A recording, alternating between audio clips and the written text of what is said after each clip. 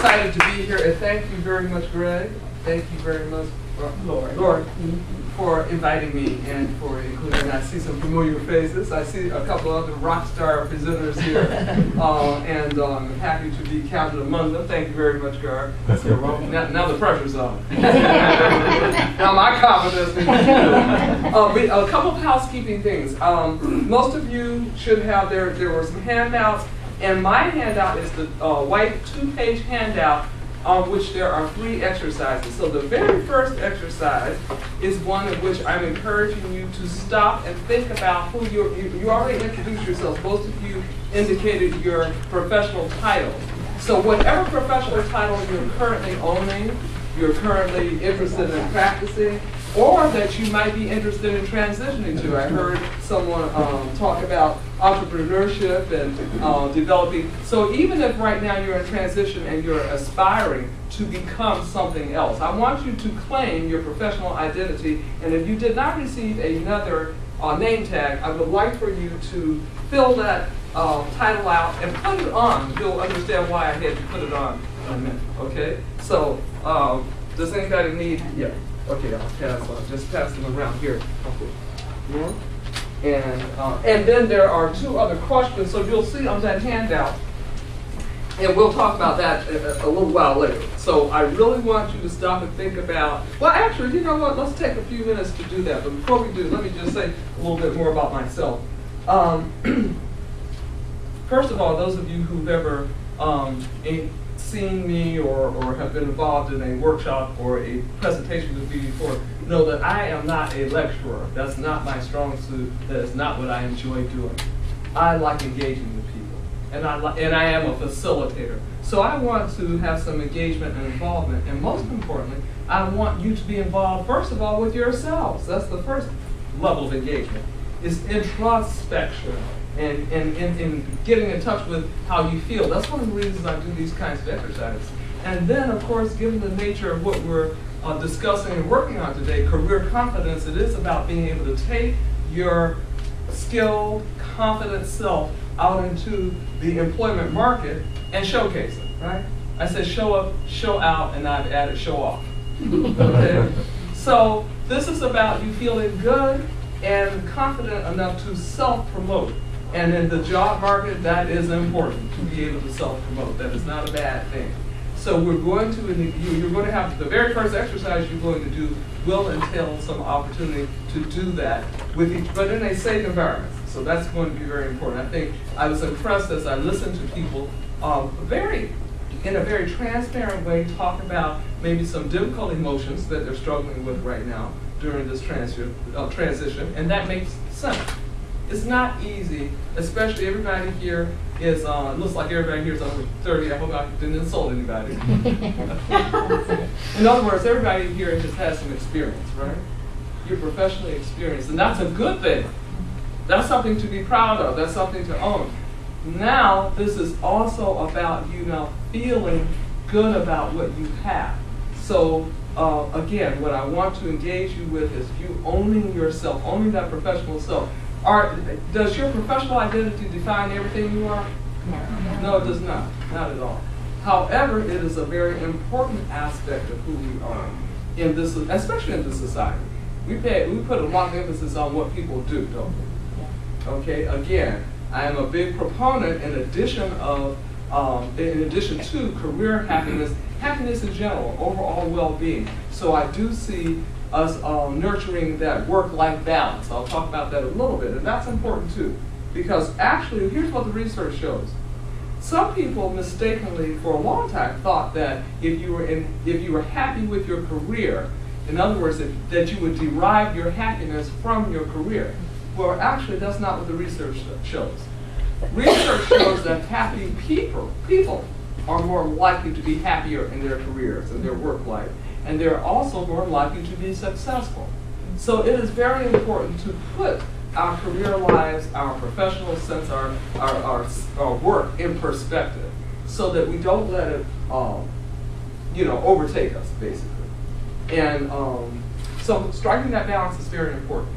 I am also, just another little housekeeping issue, I have a sign-up sheet. I will send you a copy of the PowerPoint presentation if you would like. So please provide your email address. If all you want is the handout, just put an H down there. If you'd like to receive additional information from me, I do a blog that's monthly. Right now, the end of December's blog going into January is Practicing Positivity in 2019. So once I send you the blog, you can always check in each month. So I will pass this around for whoever would like to sign up.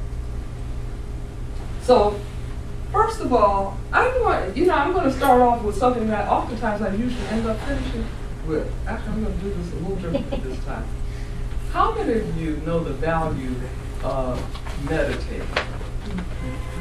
Good. Most of you do. Okay, good. You know what that's about? I mean, what does meditation do for us? It relaxes us. It relaxes us. And when we're relaxed, what's the benefit of relaxation? Especially when we relax our brains, because that's really, yes. We can focus a little bit. Absolutely. Once we relax. And the other thing is, I did it this morning because I couldn't sleep at 4 o'clock this morning. Okay. So I turned the tape on and listened to a meditation tape and do that. And I just feel that my heart really went down. Absolutely. Thank you. I'm so glad you made that very physiologically real, because that's exactly one of the benefits of relaxation. Meditation. I heard people, when I referred to being impressed with the transparency that I heard in some people a few minutes ago when you were introducing yourselves, and when you were some of you described how you feel right now about some of those difficult emotions. It is essential that we learn ways of feeling our best. This is going to bode and undergird your self-confidence when we can get relaxed, when we can feel in control of our emotional well-being, and when we can get to a place where we can manage this period more effectively. So that's going to be very important. So I'm going to engage everybody in a little exercise just to start us off so that we can all get to a better place right off the bat. So everybody, just put your pens down and close your eyes. This is a real trust issue. Again, trusting yourself. Okay? Now, I'm going to start everybody out with some deep breathing. Okay, so I'm going to walk you through and count you through inhaling and exhaling. And then we're going to take your minds on a little journey. Okay? All right. Inhale, 2, 3. Exhale, 2, 3, 4. Inhale, 2, 3. Exhale, 2, 3, 4. Inhale, 2, 3. Exhale, 2, 3, 4. And continue that pace. Right now, I'm encouraging you to focus on being here, in this place, in this space. Bring your mind, your attention to this experience. Get in touch with what it feels like to be in this room. Get in touch with what's going on, what you notice. Of course, you hear my voice. You probably hear some other sounds.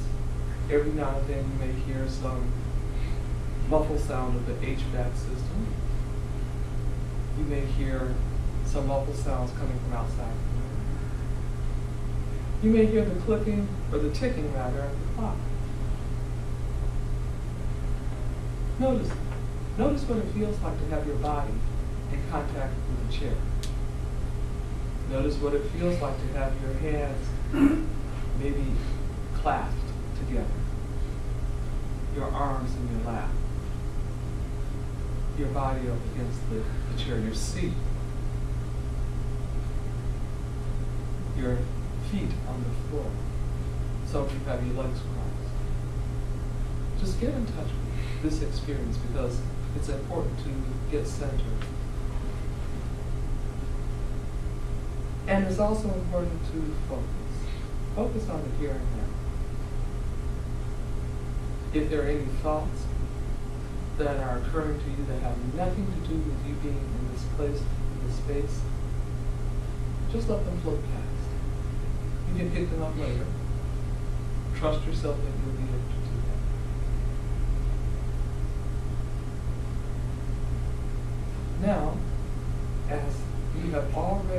enter in a deeper state of relaxation. First of all, I want you to recognize that you've done something very healthy and helpful to yourself. You have instructed your brain to allow your whole body to relax. So I hope you will also feel that emotionally too. Now we're going to tap into your imagination and your ability to visualize. And those of you who, some of us may be in transition, some of us may be on our way to a new profession or a new career. Whatever that is, I want you to visualize in your mind's eye, see yourself doing what you would love to do, what you enjoy doing professionally. I want you to see yourself doing exactly what you want to do. Listen to the words I use. Enjoy, want, love. Somebody else mentioned have a passion.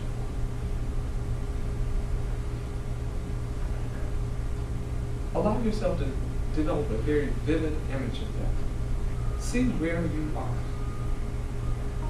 See what you look like, what you might be wearing. See who else may be in your presence, whether you're in front of a group, whether you're alone, perhaps in an office space. Maybe you're on travel and you're on your way to some exciting place. See what you're doing.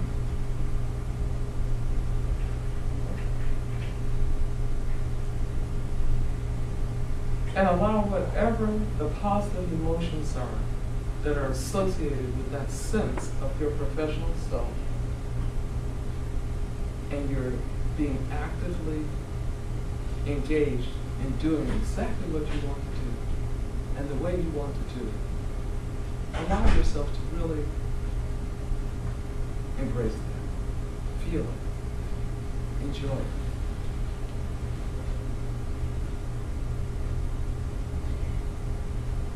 This is where you're headed, if you're not already there.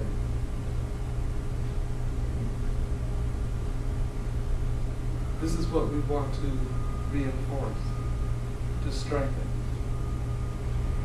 And today, we're going to really strengthen those possibilities and your sense of getting to where you want to go and being who you want to be in your professional life. So within the next 10 seconds, I want you to gradually just open your eyes and recognize you're already there. You're just going to build on that today.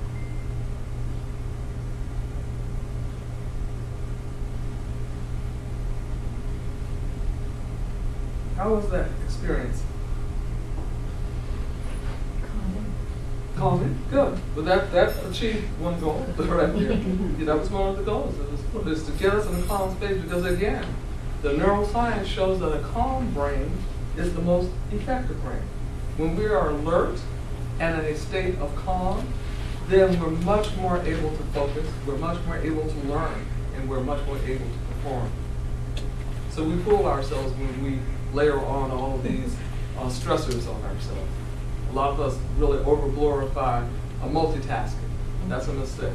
We're not doing ourselves a favor. Anybody else any comments about was everybody able to at least see themselves or visualize themselves doing something professional? Were you able to get that? Yes. That was interesting because some of the meditations I've done, they tell you to focus on the present, not think about the future. So this one had you thinking about the future. So I thought that was an interesting difference. So that's interesting because you're assuming that everybody's thinking about the future. Isn't that something? Well, let me ask you that time done. Is anybody doing currently, or so maybe that's interesting because I know many people are in transition. Is there anybody here who's doing what they want to do? Now, maybe you just happen to be on furlough. Maybe you just happen to be in between positions. Is there anybody who's already doing what you want to do? Okay. Professional. Okay. So that's fine. So that is interesting. That's an interesting comment. Yeah, thank you. But you know what? That's where we play. Of course, we can't predict the future. We cannot control the future. But what we can do today or in the present is do what? Prepare. Thank you. That's what all this is about. That's what all this 40 plus is about. That is where I think I heard somebody use the word hope, right? We have a term in psychology called planned optimism. Part of that positive psychology notion is about, looking forward to, in a positive sense, something that we want to happen. And so that's what we want to prepare for, right? Something good is happening. So our brain, so here's what we also recognize too, again, just using neuroscience, is that when you actively practice, in fact, we use these kinds of techniques with people, let's say somebody has public speaking anxiety.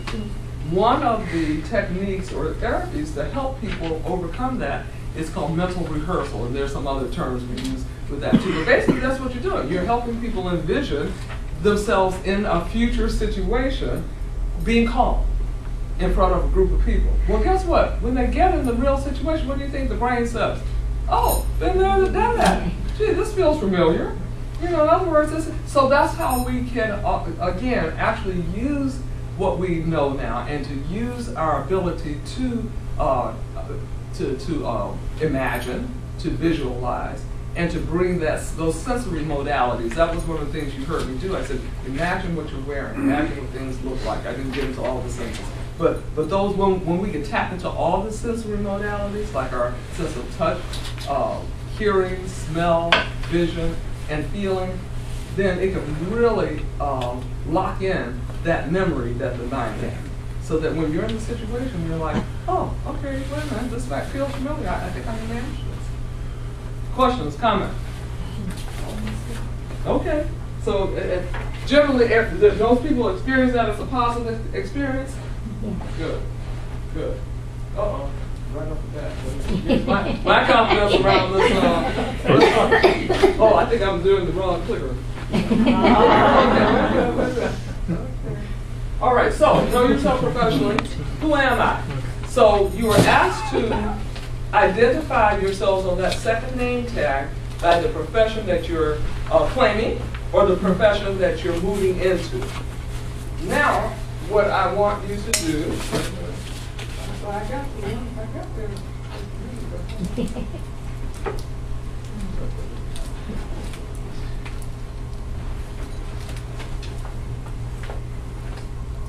Push escape.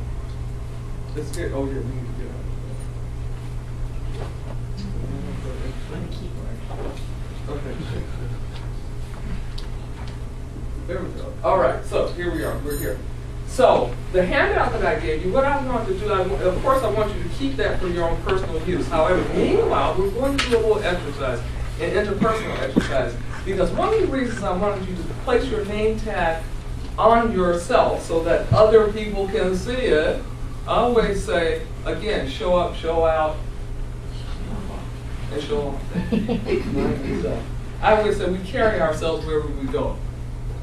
And sometimes people will detect things about you that you're not even in touch with. So the goal is for you to get in touch with it, right? Because who do you want to manage that? You. Because trust me, if people are detecting, for instance, something negative, you definitely want to be in touch with that. Sometimes people detect positive qualities about us that we're not even in touch with. And I've heard a lot of people, how many of you have heard people say, gee, they saw something in me I didn't see in myself? Okay, so this is about you seeing in yourself your positives so that you can be the one, you can be the author, you can be the driver of your own bus. You can be, the one in control. So what I'm going to encourage people to do, let's see, can we break up into pairs? And I want you to engage in this exercise. In other words, first of all, you wrote your title, my name, well, we see that you introduced yourself by your name already. But I want you to now show that other person, each of you, that professional sense of yourself. And now I want you to talk about, and again, you may want to write it down for your own personal use later, but I want you to take turns discussing, first of all, two elements. Your sense of what you like, enjoy about your professional self and your professional life, your work life, and what it is that you're capable of, that you're good at, what's your skill set. So it's about ability and interest, passion, and your skills, experiences, all that. In other words, what are you bringing to the table? What is it that's going to undergird that sense of confidence? We feel more confident about something that we're good at, don't we? Is this in the present state, or is it like a goal or something? That's up to you. Okay. I mean, that's up to you. What do you want to focus on right now? Are you moving toward a new profession? I'm moving toward new skills in the same profession. But right now I want you to focus on what you already have. Okay. Okay? In other words, this is about you talking about, we can't build on a whole, folks, can we? You have to have something to build on. So what I'm encouraging you to do is to see what it is you already have that now you can build on. Even if you're enhancing your skills, let's say my goddaughter, for instance, has an undergraduate degree in business. And so she's decided that now she wants to become a CPA. Okay, so she's clearly going to move up the line, but she had to have that degree first, right? Right. She has to be able to see what she's already capable of doing in order to aspire to and to achieve yet another level. So maybe we could divide them into threes. How about that? Okay, so three, if we can divide it to triads, because I want us to kind of report out. I want people to get comfortable with talking to each other in intimate groups like this, and a safe group, so that you can now take yourself into the professional realm. So let's take 5 minutes to break up, and again, you're going to talk about what it is that you are interested in and what you're doing. Are you guys actually maybe friends? In the same group. Probably should split up. We know each other. So you want to turn around and join us then? You can grab her. You need to be. Yeah. Come here, we can meet some people too. Hi. Hi, Dan.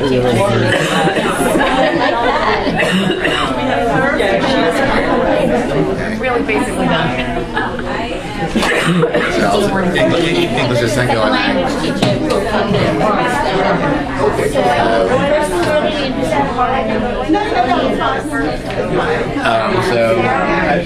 I sort of added the ESL teacher. I'll explain that in a second. But so I like going out and collecting information, researching, interviewing people. I enjoy that. I enjoy sort of putting it all together, assembling it, writing it, and sort of crafting it in a way that works, that feels like a good story. And I also think I can help other people do that. I'm an editor as well as a writer. I think now I'm doing more editing than writing. Just amazed at that, because I don't think myself as a great writer or not a quick writer. So we have it. Thank you very much. Yeah, so I can help other people improve the way they write. So, and with the ESL, I'm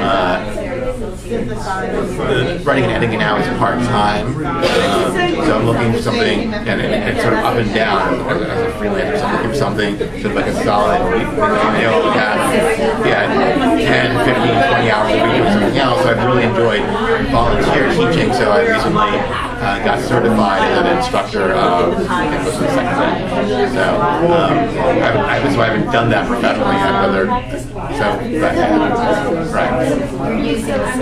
I'm volunteering.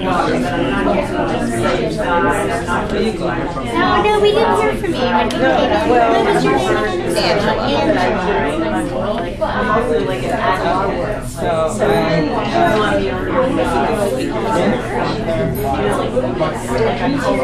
that's what you're interested in, or that's what you're good at? You're doing that now. So what kind of? Yeah, right. What do you? I was going to ask the same question. What do you talk about? I'm talking about basic. Oh wow, you're a good person to talk to. And you're doing that professionally now. Wow. So you enjoy it. I love it. Yes. I enjoy being look inside of people that they don't know. That's awesome. We're talking to a completely right person. Right, exactly. You should talk about leading a session here. So I really like that. But what I really love the most is probably public speaking and training. It's like one of my lowest things when I think I like leads. I think it's for the first round, that's good. I think they're good. We'll come back. If you want to go.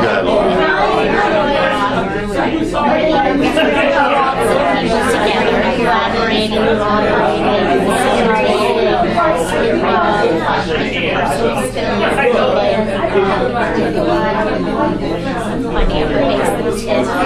So is that the same as the project coordinator? That's what it is.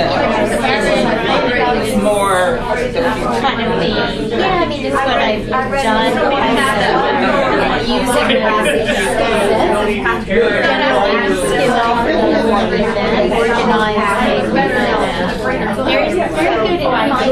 there's very attention detail. Very good at finding their talents for new systems, finding what makes sense, how to make it more logical, what somebody didn't think of. So I actually really enjoy using that ability because it's just very natural process. You have an organized mind and sort of Sometimes I don't. I needed and it's funny because I was kind of dinged a little bit for being very process oriented. I don't think that's necessarily a bad thing. It just doesn't mean it's right. So I'm trying to find what I think I'm good at, what I've done in a different way. That's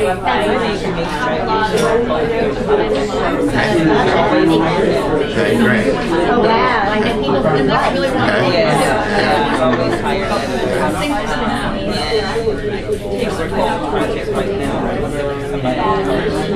Oh my gosh. I'm so good at that. I'm curious, you said you were for being popular as opposed to results oriented. Oriented companies. I use process to organize. I don't use it just to have process. I use it to be more effective, especially when you get busier. To have a rhythm to things has always felt really good. Just to keep track of things. Very results oriented. But we found that I focused too much on process, which again was my methodology, not just because it was a process. Right. But it was something that was quite a bit so people thinking about how the order of something. But it salespeople who don't think in those terms, they want creative, whatever, and throw something at us, and then just throw me off like A. So doing it as a literary, I'm more effective person. Now for 7 years. Really not. Sometimes the more. I really hate what I love. The very thing I love to generate is the thing that I hate to shut down. That's the engagement. I mean, I hear that people really got into this. So now this is processing time. What is that experience like talking about your own interests, like talking about your own skill sets, your strengths? Energizing, uplifting, embarrassing. See, well, and that's something too. I think what made it embarrassing?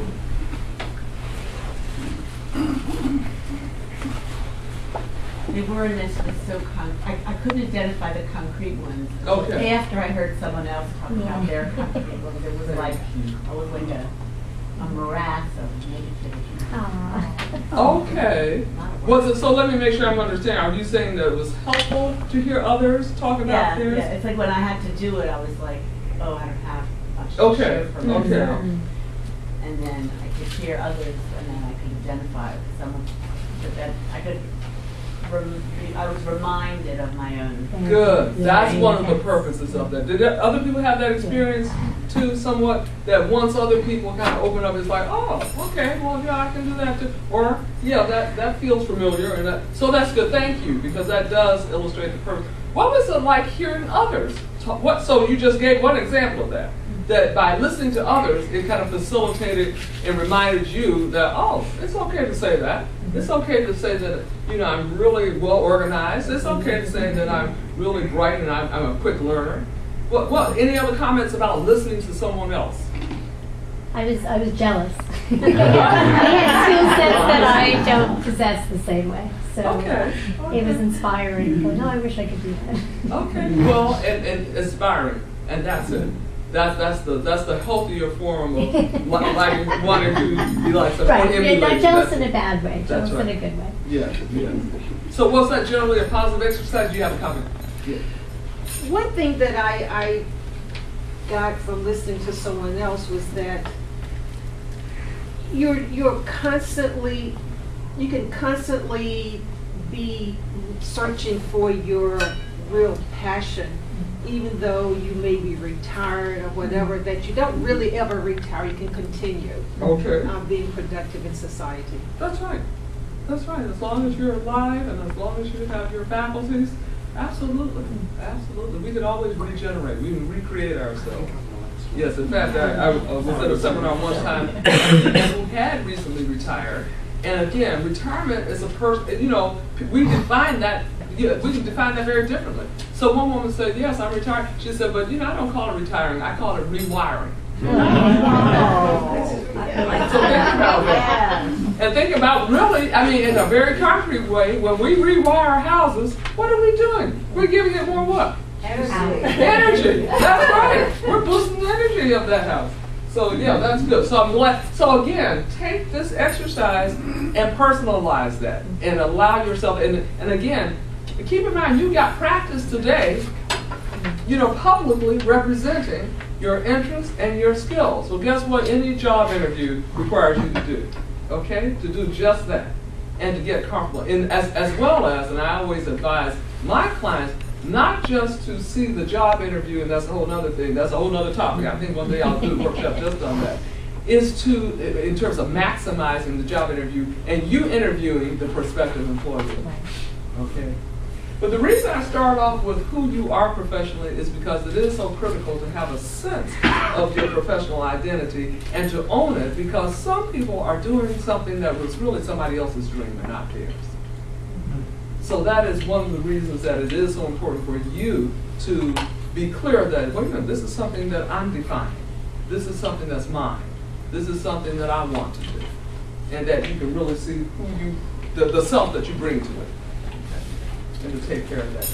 Now we're going to briefly, you know, because I like to make my presentations more positive and more affirmative, I don't tend to dwell on the problems. Now, I do want to identify problems that will get in the way of you being your best.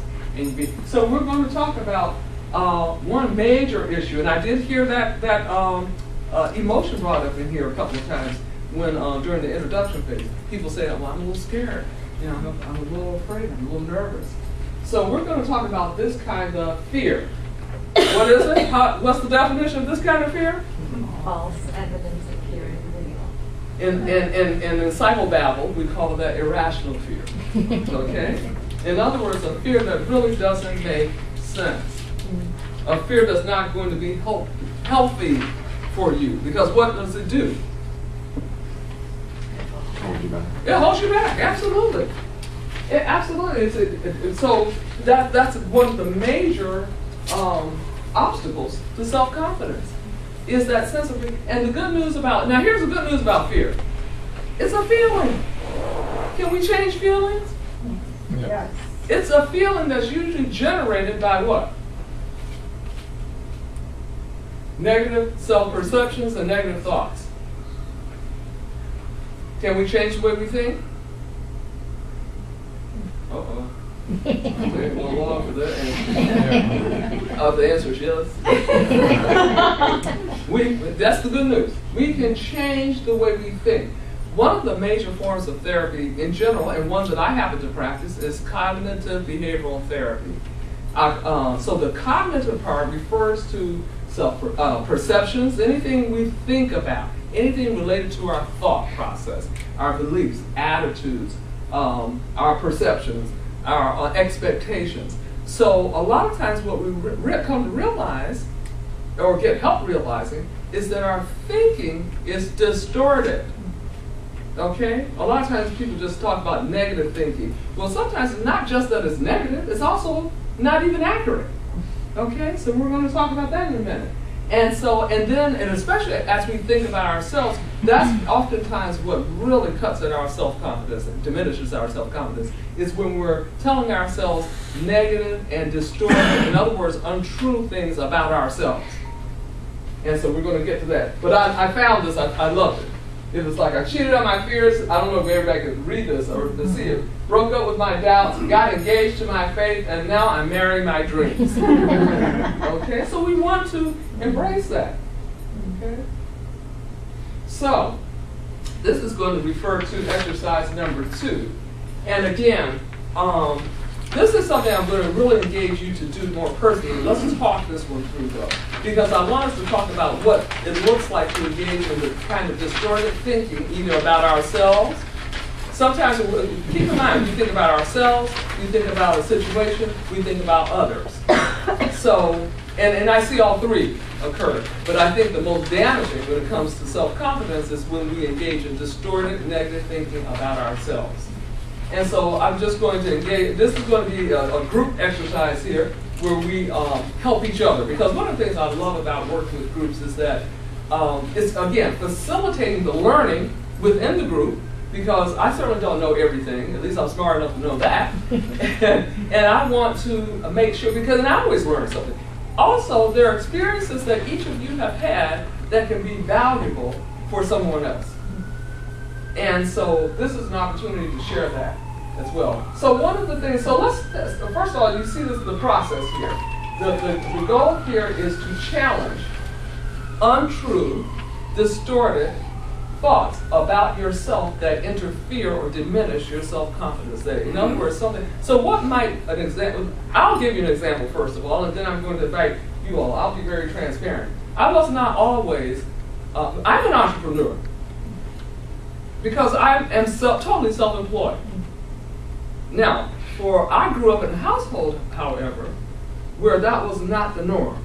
In fact, I was always taught to get a good paying job and to work for someone else, which I did for a long time, for probably about 15 to almost 20 years. And so when I first stepped out, I told myself all kinds of negative things. So if you look at exercise number 2 on your sheet, let me see if I have that on the worksheet here. First of all, I have 4 columns, the negative thought. And then the second column is whether or not the thought has evidence to back it up. That's one of the techniques of cognitive behavioral therapy. What evidence do you have to back up that negative thinking? So when I told myself, from leaving the school system where I worked for a school, I worked as a school/clinical psychologist for 15 years, and I realized that wasn't what my passion was. That wasn't what I ultimately wanted to do.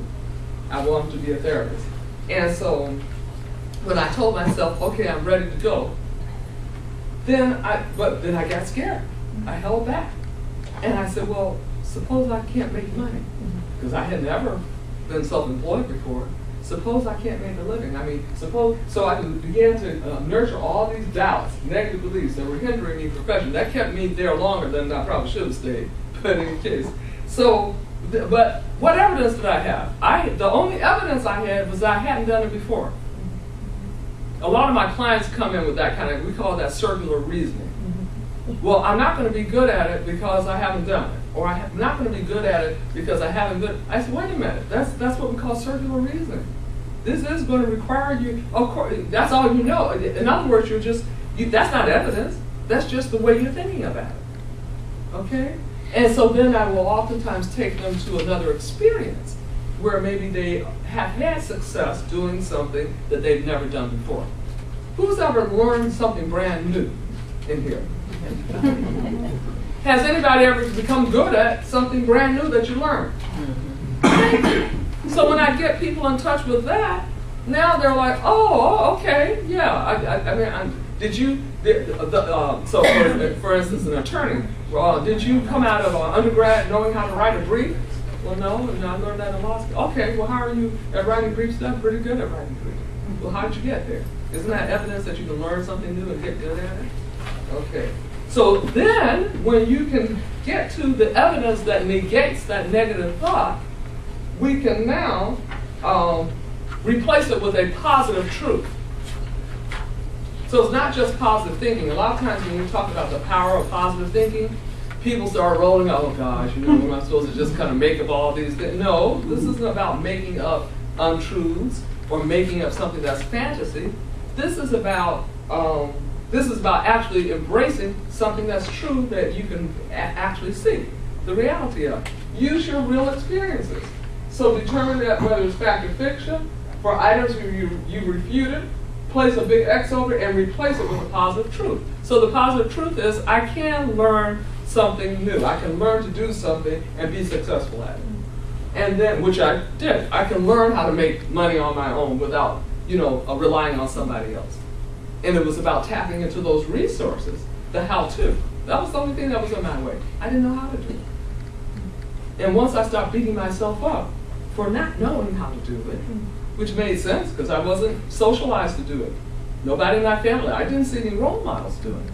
But once I started reaching beyond my very immediate experience and started tapping into resources, we're going to talk about that in a minute, I was able to get there. And then for items, so then replace it with a positive truth. And then find the evidence for that, just like we said. You have the evidence that you can learn, to do something, yes.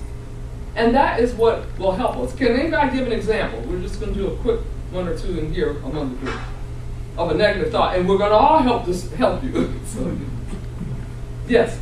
Okay. Well, you touched on that, like going into business for yourself. Okay.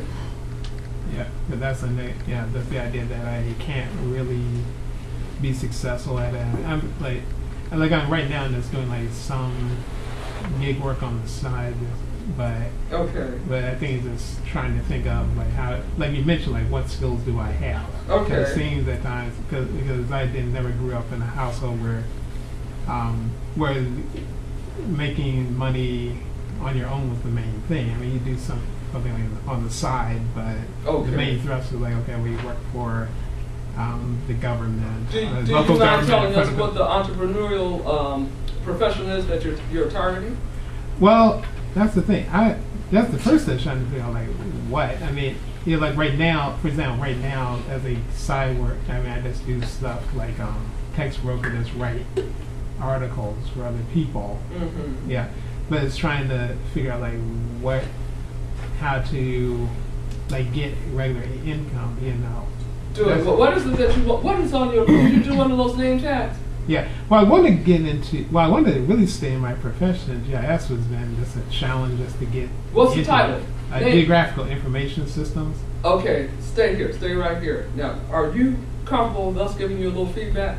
Okay. You ready? Yes. Or else I'll talk to you privately offline. Okay. Okay. Now, I'm hearing you struggle with, at least, look how long it took for you to tell me what it is you're going to do.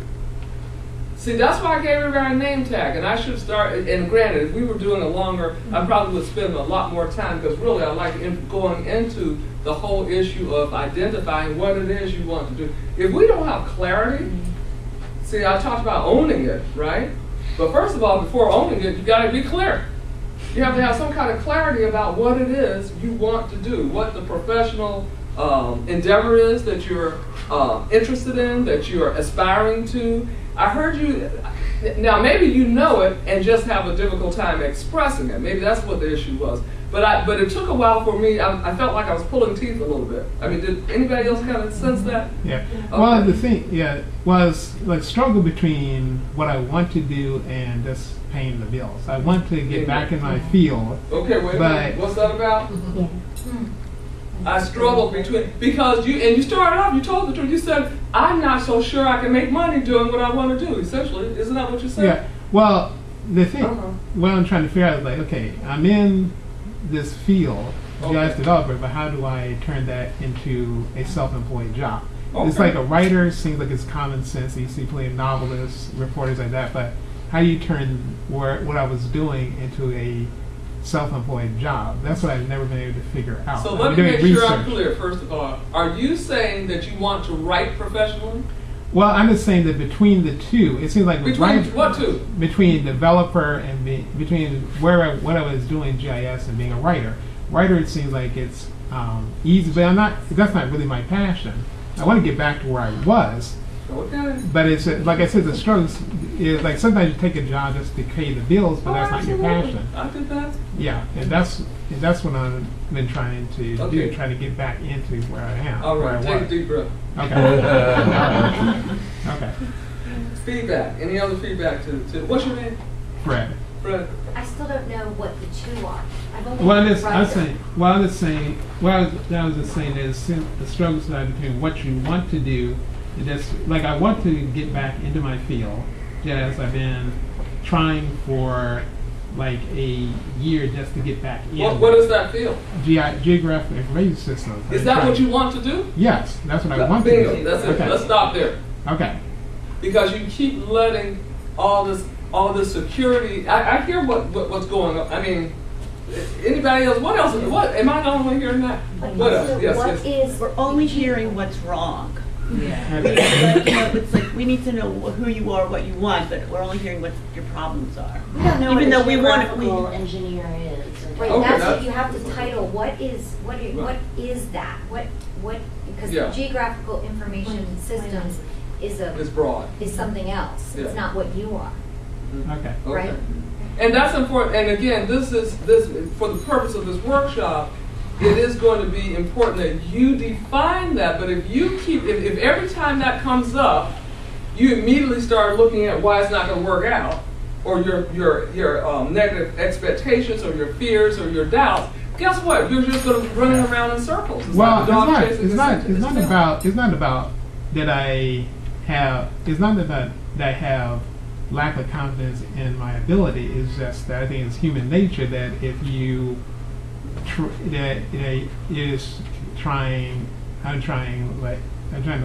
learning new skills, and going to multiple interviews and most of them go well, but I think it's human nature that after a while you're just getting a little frustrated that you're not getting any feedback from anyone, and you're like, well, what's going on?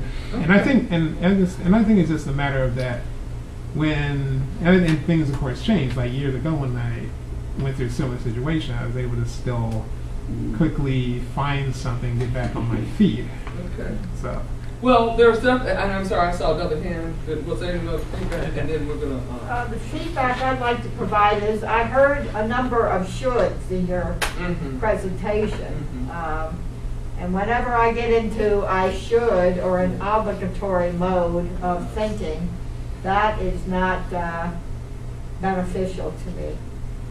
Thank I'm you. not being a good friend to myself when I do that. Precisely. I agree there too. So again, one of the things I think you're getting feedback about from myself and from others as well. That's why I always like to check in with everybody else. And I applaud you for being courageous enough to open up and to trust this group. Because I think everybody's here to help each other. Right. And that's important. And I think we have enough respect for each other to to respect confidentiality and all of that, right? So no, thank you for sharing, because you're probably not the only person who feels like that or who struggles with that. I certainly struggled with that a little bit my own self, at one point in time years ago, and thank goodness I was able to get beyond that. So we're going to, for the interest of the workshop, we're going to move on, but it is important. Let me just re-emphasize the point that we, first of all, are clear about what we want to do, and that it is something we want to do, not what our mother or father wanted us to do, not what our friends say we ought to do, or, well, why aren't you doing that? I mean, that kind of thing. In other words, that we own it, and that we check ourselves around what it is that's getting in the way of us really moving in that direction. That we're honest with ourselves about it. And that if it's a matter of the how-to, then guess what? We can find that out. You can solve that. How many of you have had a negative work experience in the past? Okay? And that can also diminish our self-confidence too, can't it? In other words, that's because you're in that environment. We spend most of our waking hours Monday through Friday or whatever your work schedule is in the work environment. So that can be a very powerful environment and can have a very powerful influence on your attitude, your mood, your sense of self. And it's important, again, to bring as much of your own best self to take. I love what you said just now. Being a good friend to yourself. Mm-hmm. There's a term in psychology now that's gaining popularity called self-compassion. Okay? It's about accepting yourself, loving yourself in a healthy way, treating yourself well, with even knowing that you have flaws. You're not perfect. That's okay though. You don't have to be perfect. But if you're a good friend to yourself, just as you said, I'm going to recruit you as my stand-in when I'm out there. I'm going to say, hello, what's your name? Jenny, can you come in and substitute for me today? I mean, really, the should statements, those obligatory, absolutely, that's the category I use.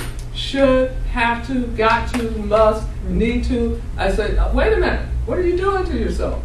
You're beating yourself up. You're also saying to yourself subconsciously, there's a standard that I would like to meet that I'm not meeting.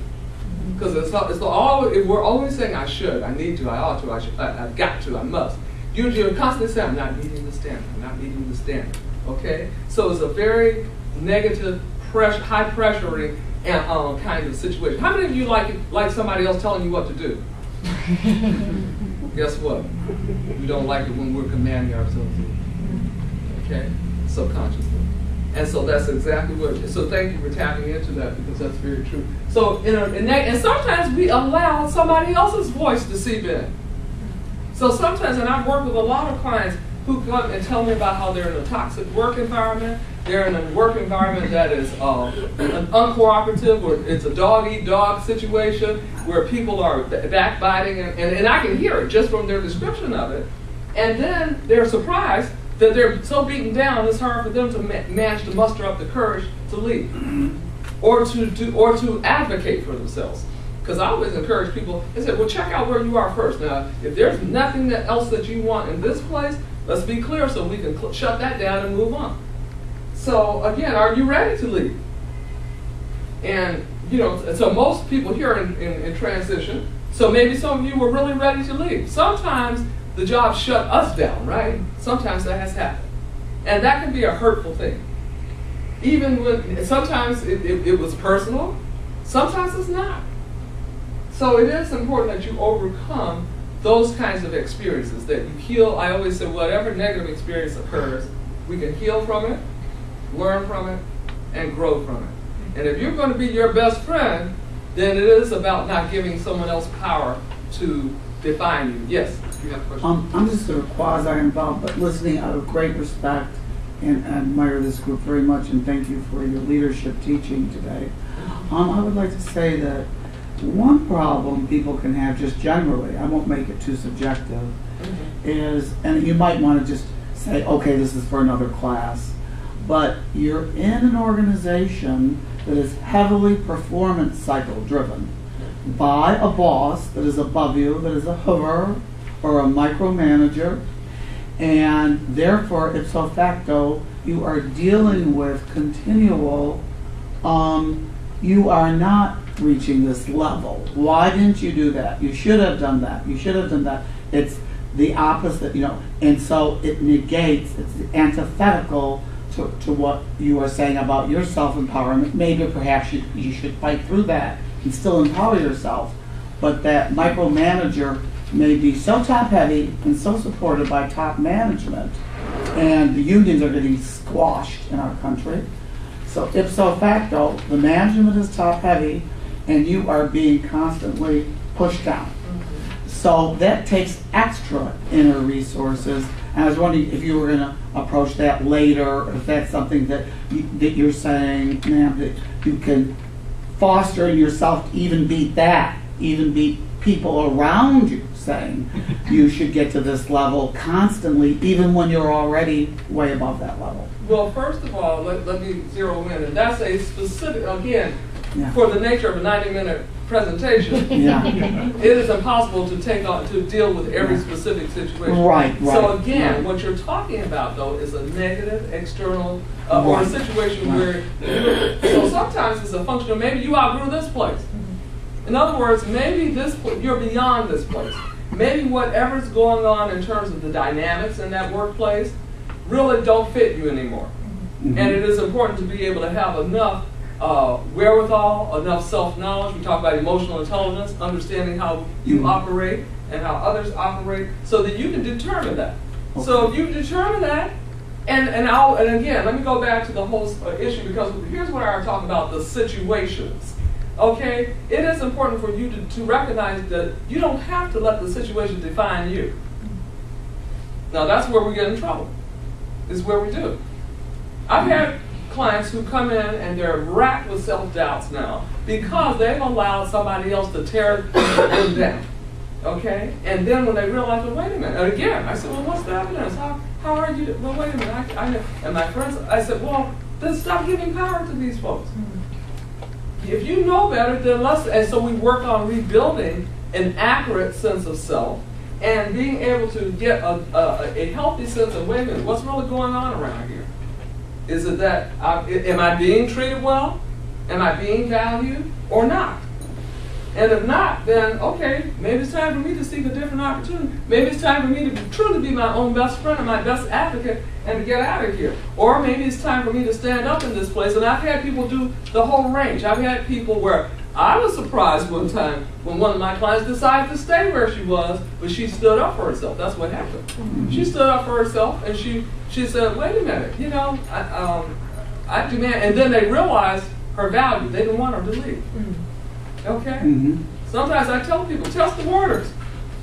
Let's, you know, even if you don't, you know, now first of all, test the waters and spread your net out so you know your own value. There's nothing wrong with that. You don't have to take a job offer that someone else makes you. But at least now you know that you have some value on the job market. And that gives you leverage if you want to possibly move up where you are. Because now, you know, you can leave, right? Okay. That's very helpful. Okay, well, I'm glad that was her. Assert yourself and stand up for yourself and the right to be treated well. That kind of speaks to what you're talking about. Value your talents, skills, and accomplishments. That was one of the reasons I wanted you all to get in touch with that when you were talking about your abilities, your skill sets, your experiences. What do you feel proud of? If you know it and can own it, then nobody else can take that away from you. Now, unless you give it away. And realize that you're in a circumstance, not of it, not defined by it. In other words, embrace and feel empowered by your talents and strengths and that what sets you apart. Anybody have a success story? Now, this is what helps us sometimes remind ourselves about who we are and what we have to offer. Anybody have a success story around any professional accomplishment that you feel particularly proud about? Yes. Yes, Ms. Heath. I wanted to just share this. I think it may help people. Okay. Some years ago, it's been quite a few years ago, I took a job with a consulting firm, and I was one of the Beltway bandits, and you know, you're there at 7, 8, 9 o'clock at night, so I had just got my first book contract, but I could never write on the book because I was doing the consulting. Long story short, 6 months later, I get an evaluation by a woman I didn't even know who was my supervisor. And she said I was not an independent thinker, I couldn't write, and I was not a group, you know, team player. And I was angry, so I wrote back and I actually CC'd the client because she had CC to the client, but hers actually CC went to the file. It didn't go to the client, so I actually sent it to the client. So I got fired. That was the best thing that ever happened to me because it enabled me to have the time to finish the book. And you know, Diane, that book led to 4 books, and it led to a consulting practice that thrived for over 20 years. And I probably would have not left that place because I knew I wanted to leave, but I had that fear. Will I ever be able to make it? And that was a long time ago. And that was the best thing that ever happened to me. So if you get fired, be encouraged. That's right. And Angela, if you all don't know, anybody in here know Angela Heath? Yeah, Angela's one of our wonderful presenters. She's also an expert as well. She's a gig expert. Talk about that just briefly, Angela. Well, one of the things I came here, I wanted to see you, but I wanted to also share with people who might be interested. I know you're going to do a session at 12, yes. But there's also an online free resource coming up that you should register for. It's called the Gig Worker Summit. 20 experts to kind of take you from soup to nuts, how to find extra money, where to go, how to do it, how to build a business from it. It's gigworkersummit.com. Gigworkersummit.com. Okay. Thank you. And thank you for coming. I appreciate that. That's a high compliment. So basically, again, that gets back to, let me zero back around. Remember, I did tell you I tend to like to make my presentations, especially short ones, focused on the positives and whatnot. But if indeed, like you were saying, and in your case, it wasn't even true, this woman's criticisms of me weren't true. So this is what I often find. I've had clients where I said, well, suppose somebody just walks up to you and says, you're really dumb and stupid. I said, what would you do? Oh, I really I stand, I said, oh, no, I'm not. Look what I did, and blah, blah, blah, and this and that. They stand up for themselves. I said, so then I say to them, well, then stop letting yourself be pushed up against the wall before you will stand up for yourself and advocate for yourself. In other words, don't you know that now? Does it take somebody literally tearing you down for you to stand up for yourself? So that's how we often treat ourselves. We'll wait until a situation, or if a situation comes about, we're afraid to test the waters. We're afraid to step out there and really show what we can do because suppose they don't like it, suppose they I was like, okay, well, find out. See yourself as capable of handling it. I actually coached a person on getting fired one time. She knew it was coming. It was a situation, she had been coming in for months describing this very toxic interpersonal situation. And it was in handwriting, was on the wall. It wasn't, of course I wasn't there, so I could not understand all the interpersonal dynamics, but my clinical sense and my knowledge of her was enough to know that, she was giving a generally accurate account of what was happening and something was going on. So I said, well, listen, since the handwriting's on the wall, it's pretty clear they don't want you there anymore, and you know that. And she was very anxious about it. I said, why don't you go and see, negotiate your departure and see what you can get. So she did. She did it once, and then they didn't agree to buying her out, so to speak. So she came back, and then I said, well, try it again. And she did, and guess what? She got like a 3 or 4 month severance. She came back happy, just like you were saying, because now she was out of this toxic situation. This time she was paid to get out of a toxic situation. And now she actually had the free time as well as some income to now truly do what she wanted to do. So a lot of times we operate with so much fear about moving ahead because of all these doubts and whatnot. And it is important for us to remind ourselves that we've had successes in our lives. One of my success stories, when I go into my office now and I see cards from my clients, when I get a letter from somebody who I worked with years ago, when I get several phone calls from friends or acquaintances of people I've worked with, those are my success stories. Mm-hmm. That lets me know that I did make the right move, that I am in the right profession, that I'm doing something that I truly am good at doing. That undergirds my sense of confidence. Anybody else have a success story? Because you see, it's important for you to see the evidence. And then I stop and think about, well, gee, there must be a reason they like what I do. What is it about me that that they're detecting? What is it about me that shows up in what I do? Get in touch with that. So I know you all are so modest, you don't want to talk. Yes. So this was a while ago, but I'm a biologist by training, and I was a researcher. And on sabbatical in 2001, and I had a fellowship to work on Capitol Hill for a year. And 2001 was an eventful year here, to say the least. And partway through the year, shortly after the 9/11 and the anthrax attacks, I really became sort of this conduit for information between scientists and Crispin. And I got offered a job to stay on the Hill, and I had to make a decision, and sort of felt like I was jumping off a cliff.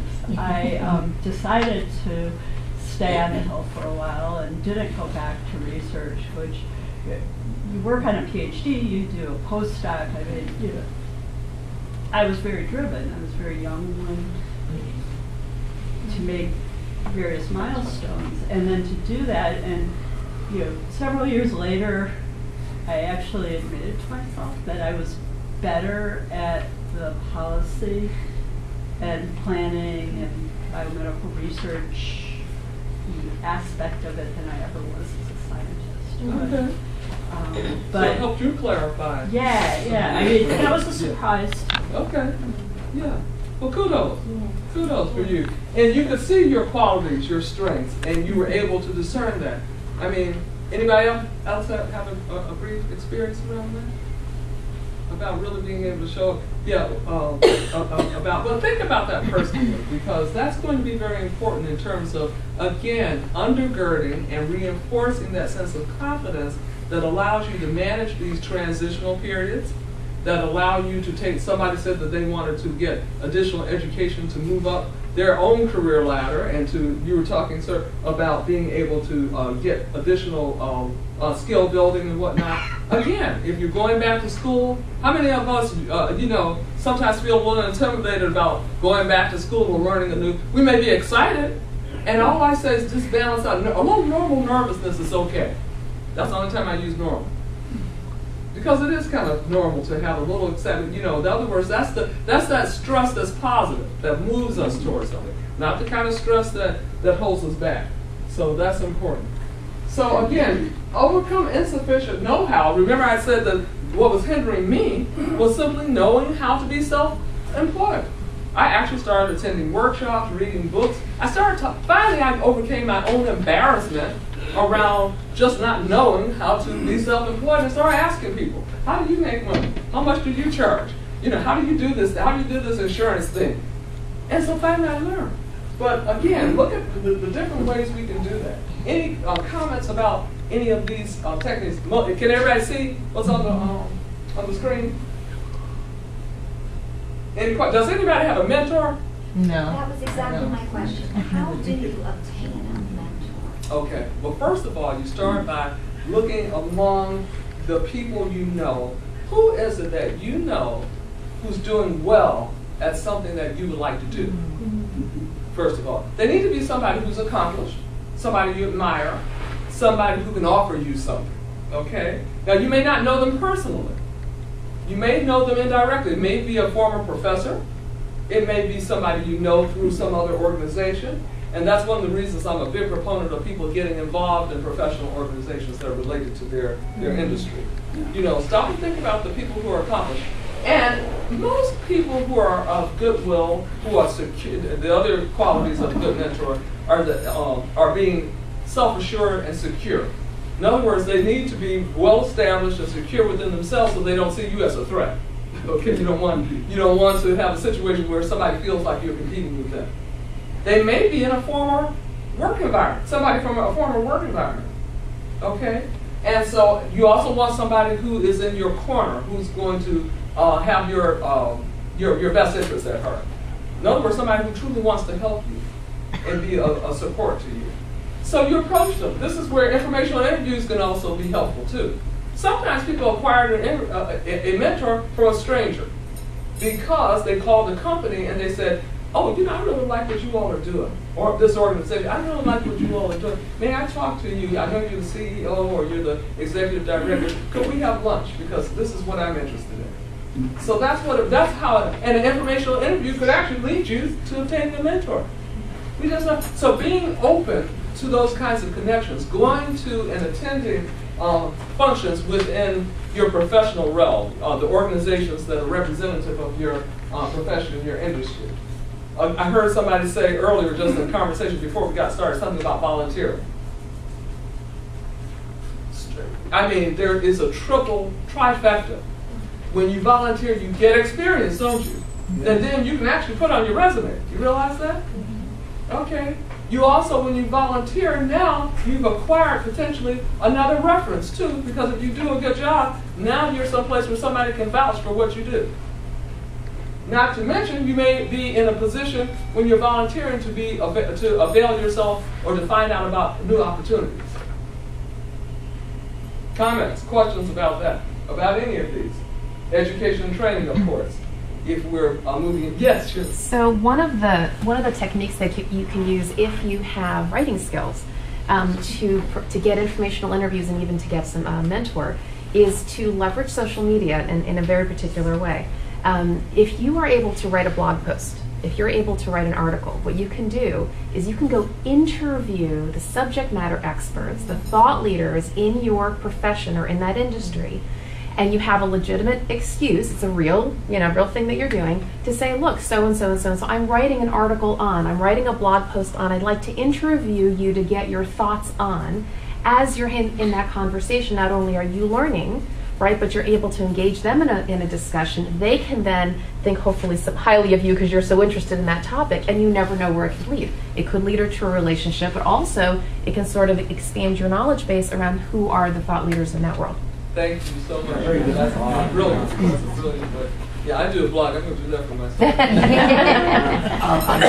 I don't know if it was our conversation you overheard about the volunteering, but another thing about it is that if you're unemployed or underemployed and you often don't have much structure or interaction with other people, it's a good way to go, and you have something certain that happens at certain times of the week, and you go and you actually talk with people rather than just on the phone or sitting in front of a computer. So that there's, in addition to all the things that you said, that's another benefit that I've found. Absolutely, yeah. Absolutely. Gives you some structure to your day. Right. It gives you something to do, and it gets you out there. Right. So that you're not, So again, this is why I'm going to email everybody the PowerPoint. But again, here are general tips for increasing your career confidence. Again, I talked a lot today about recognizing your professional skills, talents, and strengths. Celebrate and feel proud. There's no reason to feel embarrassed about the good things you do. That's something that, a lot of my clients say, well, I don't want to feel conceited. I don't want to get pompous. And I'm saying, I'm not promoting that. That's not what I'm promoting. What I'm promoting is a healthy sense of self. And a healthy sense of self is about loving yourself and feeling good about yourself. And when we do, then guess what? We actually have a more generous spirit toward others when we feel that way. But it's the balance. It's, the unhealthy extreme, and extremes are generally unhealthy, is when we are feeling pompous and conceited at the ignoring of our shortcomings. So if we truly have some shortcomings, if we truly have some deficits, take care of it. That's the answer. Address them. Or at someone else's expense. If you find yourself putting someone else down, now that's when it's a problem. Okay? Again, we talk about learning new skills, staying updated. Surround yourself with positive social support. That's extreme. I heard someone talk about possibly going into entrepreneurship, especially then, because, in other words, it is very important that you, and of course coming here to 40 plus, that's one of the ways that you avail yourself of positive social support. It's very important to have people who uplift you, who inspire. I've heard somebody talk about being inspired by others, who motivate you, who are willing to be supportive of you. Have you ever heard of the term accountability partner? Yeah, Angela knows what I mean, because we were each other's accountability partners. And this isn't about being accountable to someone else. It's about having a partner who helps you become accountable to yourself. So it's real, that's why we said the accountability partner. Okay, so it's about having someone in your life that, is interested in seeing your growth, your development, your happiness, and your fulfillment professionally. And again, a mentor can certainly serve that purpose, but also a very good friend who is, who also has some level of investment, and hopefully that's a mutual thing, in your happiness. They can't do it for you, but they can certainly be a witness, somebody you can talk to and say, wow, or be excited for you and celebrate with you. If your friends can't celebrate your successes, guess what? They're not your friends. So, for further information about me, here's my contact information. Does anybody have any questions or comments on that, or just briefly? We have about 2 minutes, if that long. Well, it has no questions, no comments. Yes. Sure. Age-related fear. Age-related. What do you mean? Fear. What are you telling yourself? I'm telling myself that there's no reason to start over looking into things I haven't done in the past. Yeah. Resuming career interests that I had in the past, that the age is, yes, giving me the answer. I'm using it as a barrier that it's a barrier that's not true. They say 60 is the new 40, so. So you see, Colonel Sanders started KFC at 65 with $8 in his pocket. There you go. In other words, what's the evidence you have that that's true? And you just heard some refuting evidence about that. And he's not the only one. I think AARP has a list of people who have started businesses or have launched major successful enterprises beyond the age of 50. So again, you can. So some of the, again, stop engaging in the kind of thinking that we know is negative. Eliminating the shoulds, the obligatory terms. Eliminating the cannots. Can. Yes, you can. So the more we shift and look at the possibility as opposed to the negativity, it opens possibilities up. It's been a pleasure, everyone. Thank you all.